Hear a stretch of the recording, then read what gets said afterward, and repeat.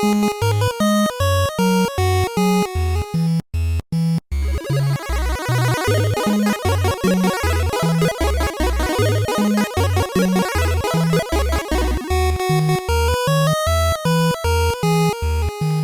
everybody, this is David with Cartoon Fortress. So great to have you here on the channel with me today. I hope that wherever you're at in the world that you are doing well and that you're healthy and that you're able to enjoy a lot of good movies. This time of season is really fun, being in October. And today, October 20th, 2020, we have a 24-hour Criterion Flash Sale that we are in the middle of at this point. The sale started today at 12 o'clock p.m. Eastern Time and goes through a full 24 hours until noon Eastern tomorrow, October 21st. I jumped on the site as soon as the sale started so that I could get my items and get out. I know there's a lot of site traffic that happens during these sales, and I've seen some people online talking about having issues being able to get checked out. So I knew what I was after, and I went on and made my purchase and got the heck out of there. So as soon as I receive those titles, I will look forward to doing a haul video. But until then, I wanted to recommend a few Criterion titles, not only because we have the flash sale, but typically we do get a Barnes & Noble 50% off Criterion sale in November. Of course, those that shop Criterion regularly know that we have July and November, so hopefully that sale does happen next month, but with these times you never know. With the July sale, that one didn't start until I believe July 10th, I want to say. So the schedule was a little bit different, so we'll have to stay tuned and see what happens with that. But I was really excited to pick up the titles that I did on the flash sale today, and again, I'll look forward to sharing with you the details with you as soon as I receive that package. And I'm not sure what their shipping times are looking like right now, but definitely look forward to that down the line. Now, I do want to make some recommendations for the flash sale. If you're able to get on the site and make a purchase, I just want to put a few recommendations out there for films that I think deserve your attention. And being October, I wanted to mix in a couple of spooky titles as well. So we'll go ahead and jump right into this. I have 4 titles that I've picked off the shelf, and I think each of these are well worth your money.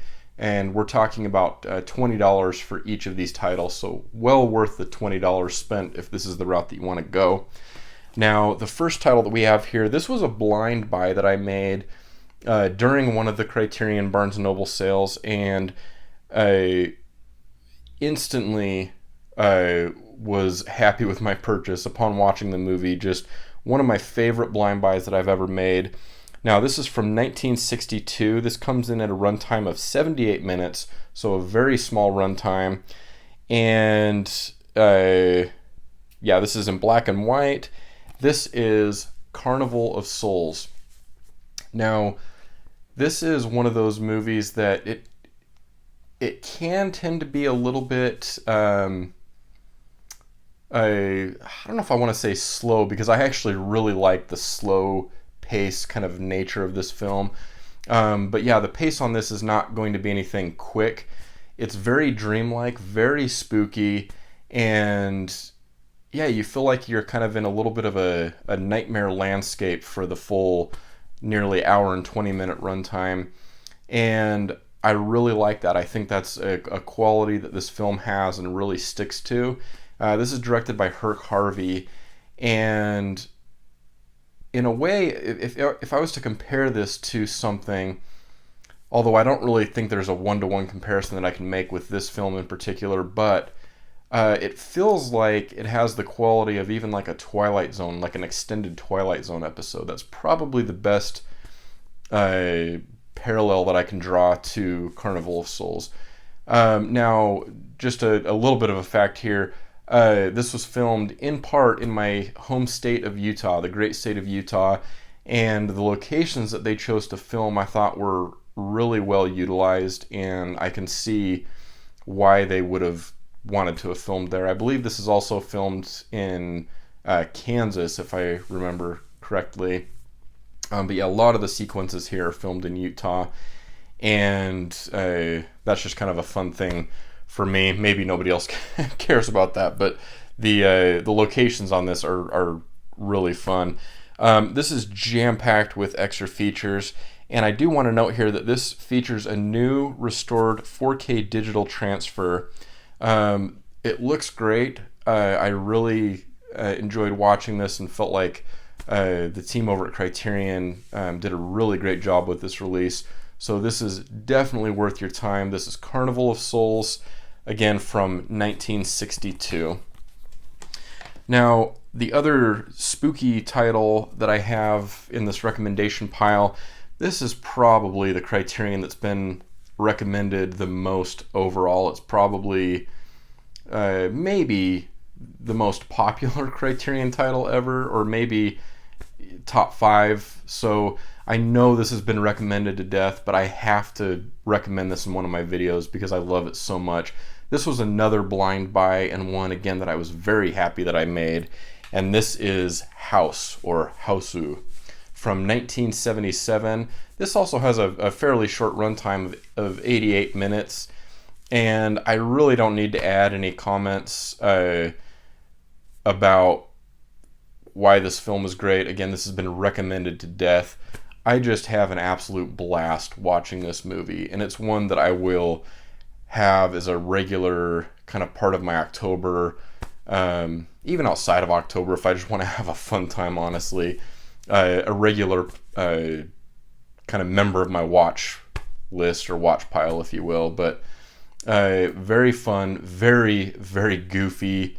There are some horror elements, but it's so playful that it's hard to think of it as a horror film, and just some really fun sequences, really bizarre sequences. Again, this has been talked about so much. I'll just kind of leave it at that. This receives a very hearty recommendation from me.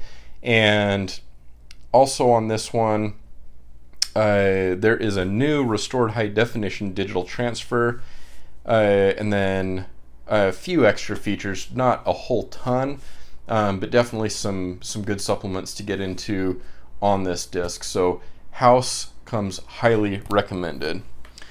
All right, next up we move into a couple of, well, the last two in my pile here are more human drama pieces. Now the first up, we have this is from 1948. This comes in at a runtime of 90 minutes. This is in black and white, and this is Moonrise. This is a fairly, let's see, what spine number. So this is spine number 921, and I want to go back here and actually give the spine numbers here. So Carnival of Souls is spine number 63, and House is 539. So spine number 921, that makes this a fairly recent release in the grand scheme of Criterion, and this is a wonderful film. So this has Dane Clark, Gail Russell, and Ethel Barrymore, just to name a few of the cast. Dane Clark, for Twilight Zone fans, we were talking about Twilight Zone with Carnival of Souls. For fans of the Twilight Zone, you'll recognize him from that show. In fact, he's the character here on the cover. But this is a very, very good drama. I'll call it underrated just by sheer fact that I had never even heard of this film until Criterion released it, and I know that's the case with other titles in the collection as well. I discover them through the Criterion collection releasing them, and that's definitely the case here. I wish this was one that was talked about a bit more, but just a very compelling human drama, and kind of the weight of one's past, and feeling the pressure of kind of the sins of the father. And I found this just really, really compelling, very emotionally heavy. At times it feels almost crushing, just with decisions that are made or not made, and kind of that winding path of trying to figure out this guy to kind of figure out his life and who he wants to be. But yeah, very, very compelling drama. The 90-minute runtime on this just zips by. There's some really great dialogue. In fact, when I was watching this, I was taking notes, and there was just some really great dialogue, and definitely some memorable scenes. And overall, the product here is highly worth 90 minutes of your time. So this one features a new restored 4K digital transfer, and the supplements on this one, I'll just come out and say it, there's almost nothing added to this disc. But we do get a new conversation between author Herve Dumont, and he authored Frank and I'm sorry, the director's name I'm gonna butcher, Frank Borjag. The Life and Films of a Hollywood Romantic, and film historian Peter Cowie, plus an essay by critic Philip Kemp, and that's included on the booklet that's on the inside here. So very slim with supplements, but very much worth the $20 price tag in my opinion. So this is Moonrise from 1948, spine number 921.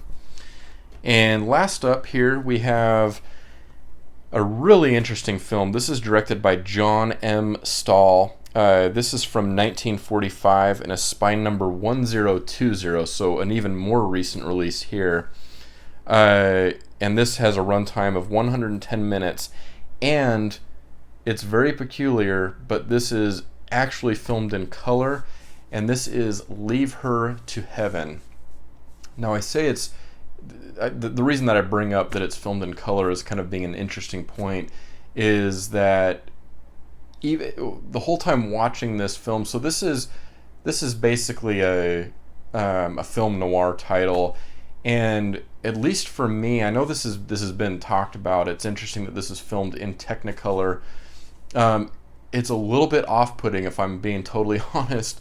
In watching this, just the way that the film is shot, it feels like it should be shot in black and white, and the colors are very vibrant, but there's something about it that just keeps nagging at me like this should be black and white.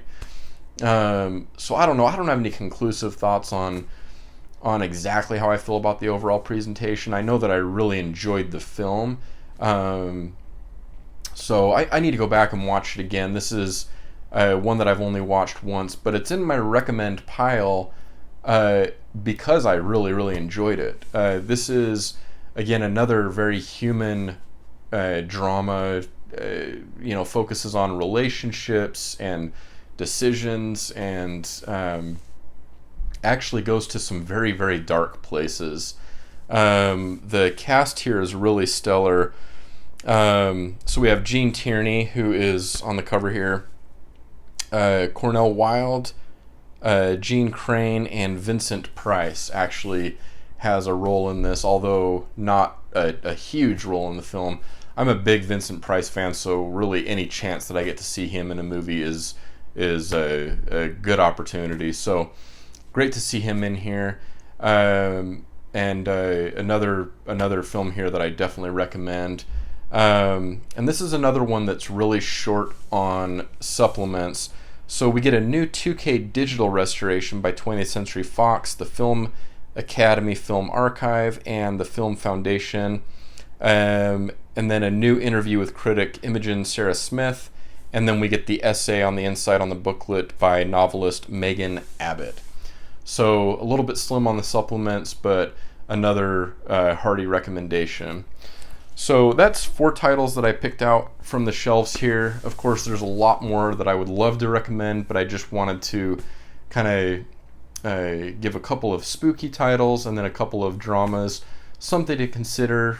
This video will be going up the day of the flash sale, so if you're watching this as it goes up, the flash sale is still on today and then through noon Eastern tomorrow. So definitely let me know down in the comments if you'll be picking up any titles during the sale. Let me know if there's any titles you're looking forward to picking up during the November Barnes & Noble Criterion sale, if we have the sale. I'm hoping that we get, just like July, some form of the sale, even if it's an abbreviated, 2 weeks or whatever it ends up being.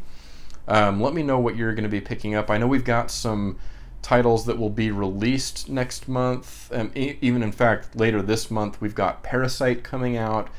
And then next month, one that I'm really looking forward to is Scorsese's The Irishman. So definitely stay tuned on the channel to see an unboxing on both of those titles, because that will definitely happen. Or if not an unboxing, at least I'll be talking about those two releases. So I'm going to go ahead and leave it at that. If you are new to this channel and you like talking film, this might be the right place for you. I invite you to hit the subscribe button, the like button, and also the bell icon so that you're notified when I upload videos in the future.